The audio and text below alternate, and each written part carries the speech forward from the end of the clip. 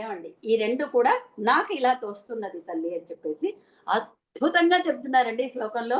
ఎక్కడా కూడా మనకు వేరే అన్య భావం తోచడం లేదు, చూసారా. నిజానికి ఈ ఇట్లాంటి సందర్భంలో నేను ఒక విషయం చెప్పదలుచుకున్నానండి. మనందరికీ కూడా శృంగారము అనే మాట వినంగానే ఏం గుర్తొస్తుందండి?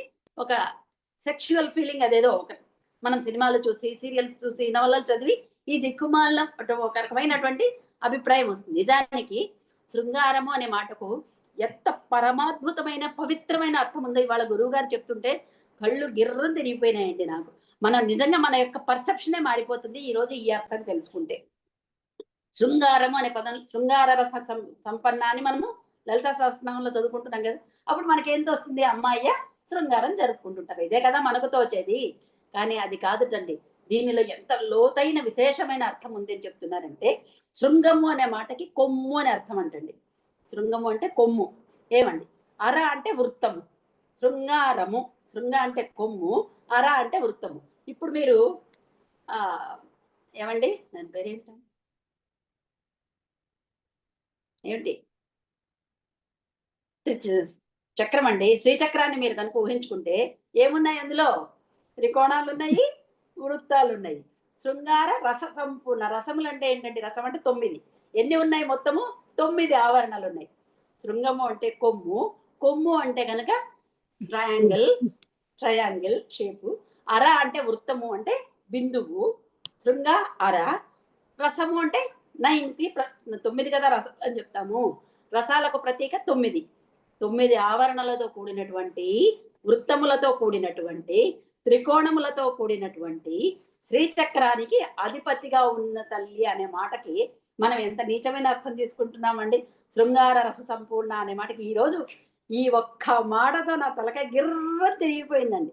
కాబట్టి ఇలాంటి మనకు అర్థం డీప్గా తెలిస్తే తప్ప ఏ విషయం, ఈ సౌందర్య లహరిలోని శ్లోకాలను అర్థం చేసుకోవడం అంత ఆసానీ కాదండి, అంత తేలికైన విషయం అయితే కాదు.